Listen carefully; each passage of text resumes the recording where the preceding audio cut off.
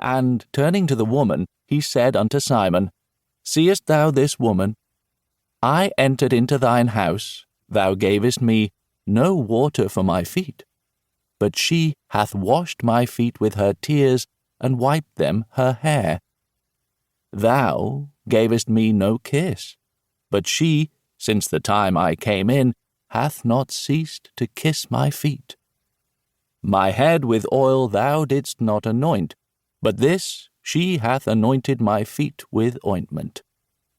Wherefore I say unto thee, her sins, which are many, are forgiven, for she loved much. But to whom little is forgiven, the same loveth little. Luke chapter 7, verses 37 to 47.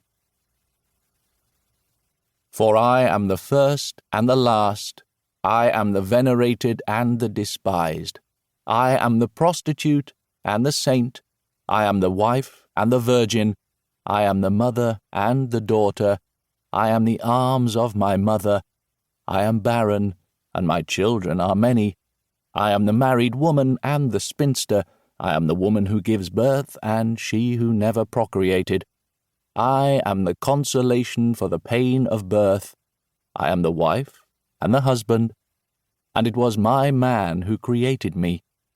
I am the mother of my father, I am the sister of my husband, and he is my rejected son.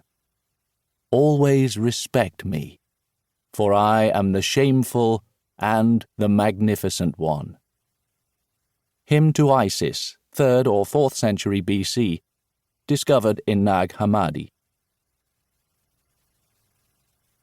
Once upon a time, there was a prostitute called Maria. Wait a minute. Once upon a time is how all the best children's stories begin, and prostitute is a word for adults. How can I start a book with this apparent contradiction? But, since at every moment of our lives we all have one foot in a fairy tale and the other in the abyss, let's keep that beginning. Once upon a time, there was a prostitute called Maria. Like all prostitutes, she was born both innocent and a virgin, and as an adolescent she dreamed of meeting the man of her life, rich, handsome, intelligent, of getting married in a wedding dress, having 2 children who would grow up to be famous, and living in a lovely house with a sea view. Her father was a traveling salesman, her mother a seamstress, and her hometown in the interior of Brazil had only 1 cinema, 1 nightclub, and 1 bank, which was why Maria was always hoping that one day, without warning, her Prince Charming would arrive, sweep her off her feet, and take her away with him, so that they could conquer the world together. While she was waiting for her Prince Charming to appear, all she could do was dream. She fell in love for the first time when she was 11, en route from her house to school. On the first day of term, she discovered that she was not alone on her way to school.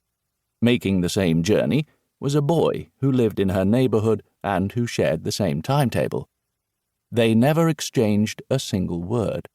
But gradually, Maria became aware that, for her, the best part of the day were those moments spent going to school, moments of dust, thirst, and weariness, with the sun beating down, the boy walking fast, and with her trying her hardest to keep up.